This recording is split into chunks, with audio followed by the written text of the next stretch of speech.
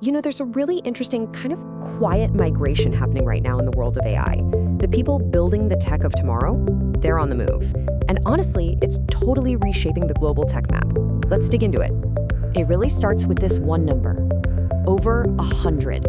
Now, that's not just some random statistic. We're talking about more than 100 of India's most promising AI startups, led by some seriously top-tier talent who are packing their bags and moving their headquarters to the United States. You could see it as a major brain drain for one country, or maybe a strategic brain gain for another. And that really gets us to the big question here, doesn't it? Why?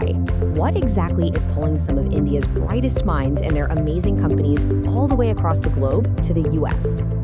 To really get what's going on, we have to look at the trend itself. Some people have started calling it the Great AI Migration. And look, this isn't just a theory or some abstract idea. We are seeing this play out with real ambitious startups. Companies like Composio, Smallest.ai, and Beethoven.ai. I mean, these are companies with fantastic, innovative ideas, and they're all making the strategic call to relocate. This is happening right now in real time. So that brings us right back to the heart of the issue. What is the magnetic pull of America for these AI innovators? Let's really unpack the why behind it all. Well, it seems to boil down to three key things. First step, access to capital. US venture capitalists, they often have a bigger appetite for risk and, frankly, deeper pockets for the kind of long-term moonshot AI projects these founders are dreaming up. Second, the customers. Big American companies are often the very first to jump on cutting-edge AI, and they've got the budgets to back it up. And finally, you've just got the ecosystem itself. Silicon Valley, for example, offers this incredibly dense network of talent, mentors, and infrastructure that can just slam the accelerator on growth in a way that's tough to find anywhere else. Okay, but we have to be super clear on this point. This is absolutely not about a lack of talent in India. Not at all. India has world-class engineers, incredible innovators. This whole move is about finding the right support system, that very specific environment you need to take a company from being a local hero to a global powerhouse. So, what does this migration actually mean for India's own startup scene? It's really tempting to just see it as a loss, right? But the reality is way more nuanced. Think of it more as a signal, not a failure. This quote really hits the nail on the head. For founders who are thinking big, thinking global, the US can feel like a shortcut. It just offers faster access to money, a bigger appetite for risk from investors, and all that pre-built infrastructure.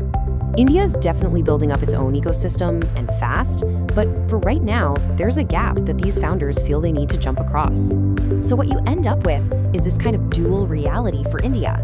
On one side, there are challenges.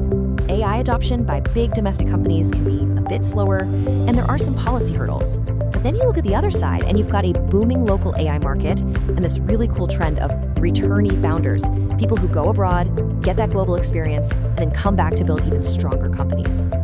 And that brings us to the core problem for founders who decide to stay and build from India. How do you scale for the entire world when you're not physically in the world's most mature market? It's the classic founder's dilemma in India, really.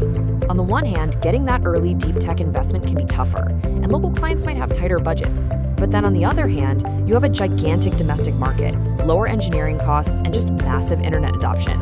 So the real question becomes, how do you use those local strengths to actually reach global scale? So that is the multi-billion-dollar question, isn't it? How can these brilliant founders build products that can go toe-to-toe on a global stage, but do it all from India? Well, maybe the answer isn't about changing your location.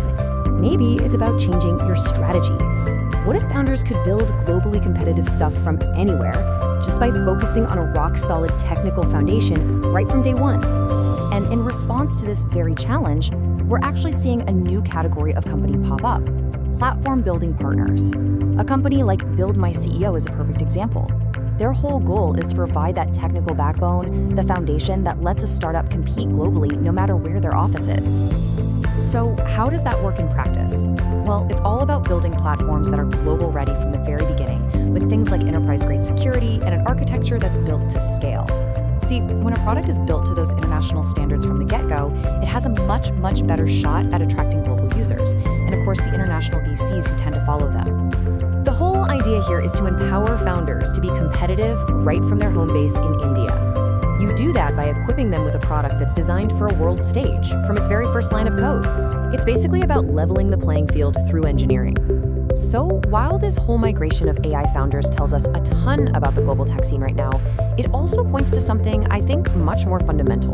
The future of building a massive global company might not be about your zip code, it's going to be about your code base.